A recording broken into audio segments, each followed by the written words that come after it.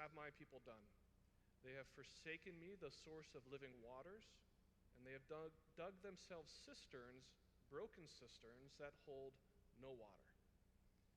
And Jesus goes on to talk about, in the gospel reading, those who close their eyes and close their ears lest they see and lest they hear.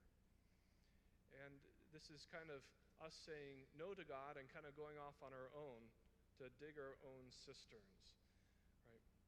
And what's interesting is that we end up doing this. We desire the water, but we just want to have it on our own terms and get as much as we want, when we want, and however we want. Ironically, God wishes to give us this water, but in a much easier way, if we trust him, if we follow him, if we listen to him, if we obey him.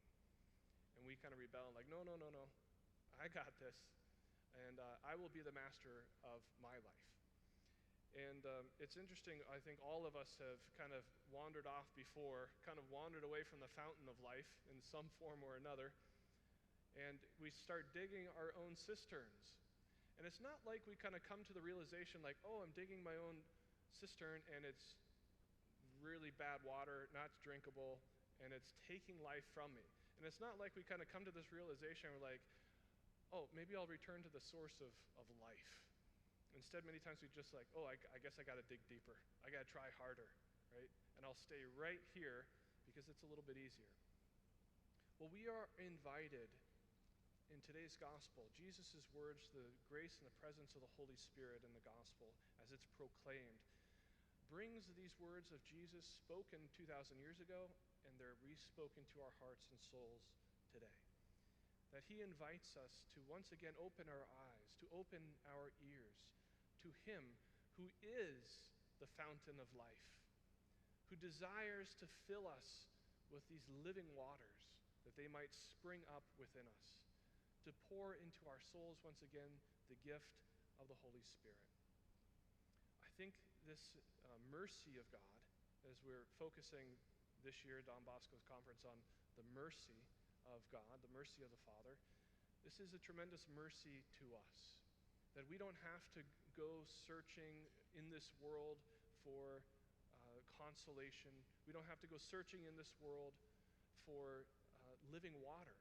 Instead, we find it with Christ, and by opening ourselves to him and drawing close to his mercy, his merciful love, which sustains us, which brings us through the difficult times.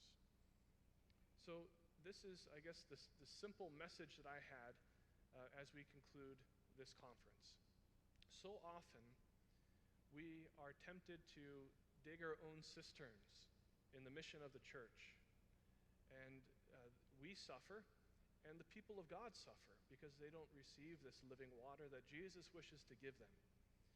And so we are invited once again to faithfulness to the church, to the voice of our mother church, who points out which cisterns are good and which ones are not good, which ones are poisonous and lead to death.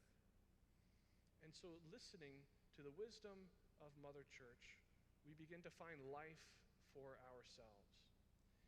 And I'd like also to propose one other thing, because as catechists, as DREs, as youth ministers, you name it, across the board in various forms of ministry, we are tempted to go, and we've got all of these things that we need to do, have to get done before sunset, otherwise the world's going to fall apart somehow.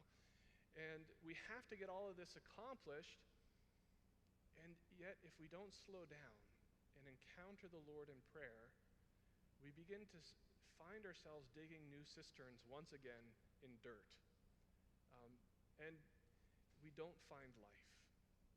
And so, my friends, it's through prayer, faithful day in and day out, taking time for prayer, that our eyes are opened, that our ears are open to the voice of God, who speaks to us through ordinary events, through the events of day-to-day life. He doesn't need to part the clouds and shout down from above. Instead, he is one with us and next to us. And all he has to do is whisper to us if we are listening. And so it's really that faithfulness to daily prayer that ensures that our hearts remain open, our eyes remain open, we continue to see through the eyes of faith, that we hear as well, in faith, the message of Christ. And in this way, we can truly lead, both find for ourselves the fountain of life, and also lead others to the waters that bring true life. That is Jesus Christ himself. And so that's one of the beautiful things about the Bosco Conference. I don't get paid for this, by the way. This is one of the beautiful things about the Bosco Conference, that it's almost like a mini retreat. It's not just simply knowledge that fills the head, and we kind of walk away and put our notes on the shelf, and then we kind of forget everything that happened at the Bosco Conference, right? But instead, these are graces that are poured out within our souls, and our minds are enlightened, our souls are enriched, our wills are strengthened. We meet one another, and we're encouraged in the mission of Jesus Christ and the Holy Spirit, the mission of the church in evangelization and catechesis. And in doing so, it's like a mini retreat. We encounter the Lord through the Bosco Conference. And so I thank God for the great gift of this conference, and I hope also, as a little plug for the conference, that you go back and you invite another one or two people, catechists, campus ministers, whoever, to join you for next year, to accompany them to the Bosco Conference as well, that they might experience this renewal that all of us need, that our eyes and our ears may be opened more and more to the Lord who is with us, who wishes to pour out his mercy upon us. Right? How many of us experience the mercy of God in some fashion during this conference? And that is the goal, that we personally encounter our merciful Father, and that we bring that merciful love to those that we serve, that they might encounter not us, but may encounter Christ, the fountain of all life, and that they may be converted, that they may experience the great joy of the gospel which we have the privilege and the honor to proclaim. God bless